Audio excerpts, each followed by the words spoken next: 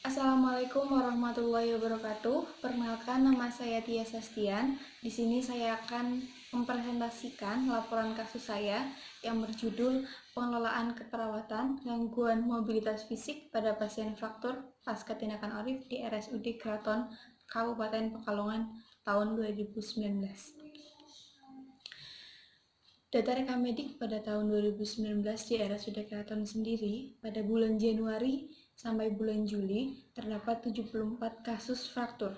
Gangguan mobilitas fisik yang saya ambil dikarenakan nyeri akibat tindakan orif setelah tindakan bedah karena pasien mengalami trauma atau fraktur.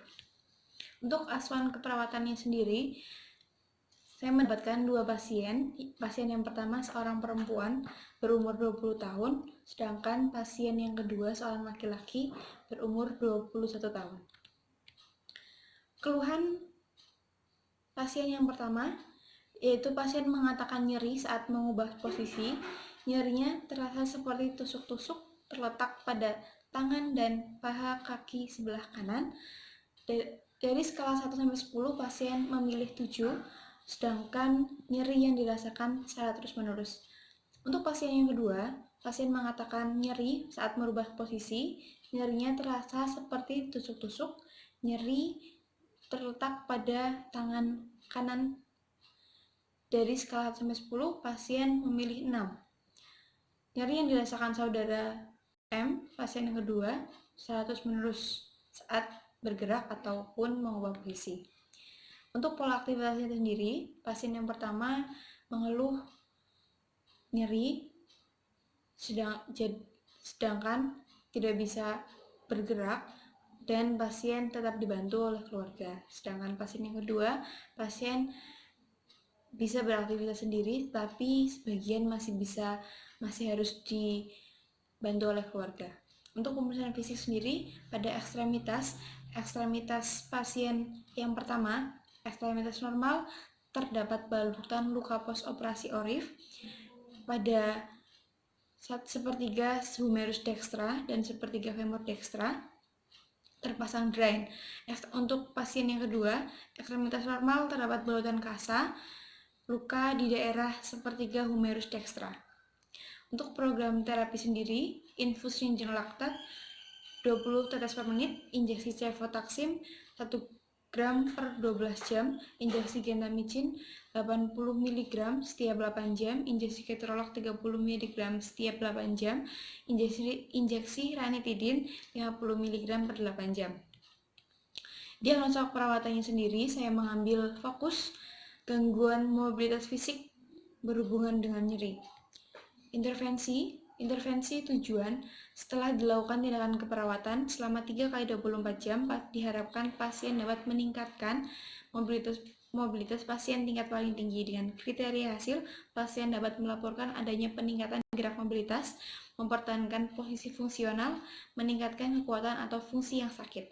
Untuk intervensi, saya melakukan monitor tanda vital, ubah posisi secara periodik, bentuk latihan tentang gerak, serta berikan motivasi dan kolaborasi pemberian diet tinggi kalori, tinggi protein. Untuk implementasi sendiri, pada pasien yang pertama, hari Kamis sampai hari Sabtu, tanggal 21 November 2019 sampai 23 November 2019, mengukur tanda-tanda vital, melatih pasien untuk bergerak miring kanan dan kiri, mengobservasi kemampuan mobilitas fisik pasien dengan mengajarkan teknik tatakan nafas dalam untuk mengurangi nyeri yang mengakibatkan terjadinya gangguan mobilitas fisik. Sedangkan untuk implementasi pada pasien yang kedua sama, tapi berbeda waktunya pada hari Rabu sampai Jumat tanggal 27 November 2019. Pasien diukur tanda-tanda vitalnya, melatih pasien untuk bergerak miring kanan dan kiri, mengobservasi kemampuan mobilitas fisik. Untuk evaluasi pada pasien yang pertama, pasien mengatakan sudah bisa duduk, tetapi untuk memakai baju harus tetap dibantu keluarga. Masalah teratasi, pertahankan intervensi. Untuk evaluasi pada pasien yang kedua, pasien mengatakan sudah bisa duduk dan berjalan, tetapi untuk memakai baju juga harus dibantu keluarga. Pasien tanpa duduk berjalan. Untuk masalah teratasi, pertahankan intervensi.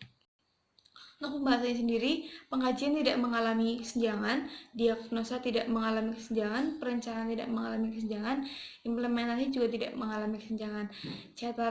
Catatan pada laporan kasus kali ini, pada pasien yang pertama mengalami keterbatasan dikarenakan ekstremitas bawah mengalami trauma sehingga pemulihannya membutuhkan waktu yang lebih lama, pasien belum bisa berjalan.